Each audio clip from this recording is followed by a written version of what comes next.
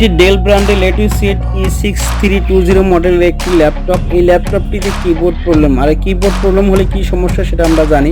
উল্টাপাল্টা কি কাজ করবে, একসাথে অনেকগুলো কি কাজ করবে এবং অনেক সময় অনেক কি কাজও করে না। সেক্ষেত্রে আমরা কি করব, মাদারবোর্ড থেকে যদি আমরা এই কিবোর্ডটি ডিসকানেক্ট করে এক্সটার্নাল কিবোর্ড ইউজ করি অথবা নতুন কিবোর্ড যদি আমরা কি এখানে লাগাই, তাহলে আমরা এই সমস্যা থেকে সমাধান পেতে পারি। তাহলে বন্ধুরা সাথে থাকুন, ফিরে আসছি ইনটু পরে।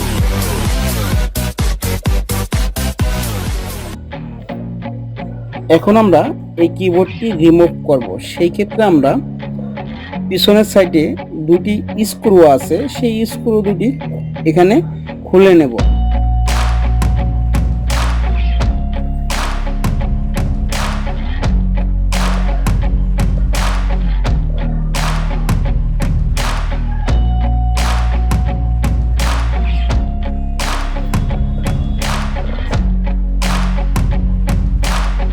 দেখেন একটি অরেঞ্জ কালারের একটি স্কোয়ার রাউন্ড করা আছে।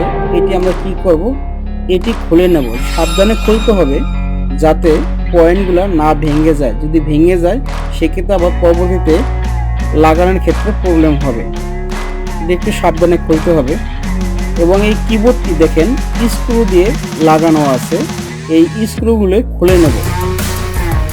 এই কিবোর্ডটি আমরা যদি মাদারবোর্ড থেকে রিমুভ করি, একটা এক্সটার্নাল ইউএসবি কিবোর্ড যদি ইউজ করি, সেই ক্ষেত্রে আমরা এই সমস্যার সমাধান করতে পারবো।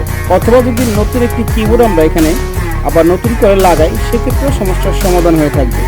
অর্থাৎ যদি আমাদের কিবোর্ড না থাকে সেক্ষেত্রে আমরা এক্সটার্নাল একটা কিবোর্ড ইউজ করব। ইউজ করলে আমরা অনায়াসে এটি কাজ করতে পারবো। স্ক্রুগুলো খোলার পরে সামনের দিকে যদি আমরা একটু টান দিয়ে দেখেন, এটি আলগা হয়ে যাবে। উপর থেকে আমরা যদি একটু টান মারি তাহলে খুলে যাবে। অর্থাৎ বন্ধুরা, এটি কিন্তু একটি রিবনের মাধ্যমে মাদারবোর্ডের সাথে লাগানো থাকে। এই রিবনটি মাদারবোর্ড থেকে ডিসকানেক্ট করে দেবো। সেক্ষেত্রে এই কিবোর্ডটি রিমুভ হয়ে যাবে, অর্থাৎ ডিসকানেক্ট হয়ে যাবে। সেই ক্ষেত্রে আমরা আবার যদি এটি আবার লাগিয়ে দেই, ডিসকানেক্ট করে একটি এক্সটার্নাল কিবোর্ড ইউজ করতে পারবো আমরা, অথবা নতুন একটি কিবোর্ড ইউজ করতে হবে। তাহলে বন্ধুরা নিশ্চয়ই ভিডিওটি বুঝতে পারতেছেন কীভাবে সমাধান করতে হবে। বন্ধুরা, আমার ভিডিওটি ভালো থাকে অবশ্যই আমার চ্যানেলটি সাবস্ক্রাইব করবেন। সাবস্ক্রাইব পাশে থাকা যে বেল আইকনটি আছে সেটি ক্লিক করে রাখবেন। আর সাধারণত আমি এরকম নতুন নতুন ভিডিও দিয়ে থাকি, আপনাদের ল্যাপটপ ডেস্কটপের যে সমস্যাগুলো থাকে এর সমাধান আমরা দিয়ে থাকি। তাহলে বন্ধুরা ভালো থাকবেন, সবাই সুস্থ থাকবেন। ধন্যবাদ সকলকে আমার ভিডিওটি দেখার জন্য।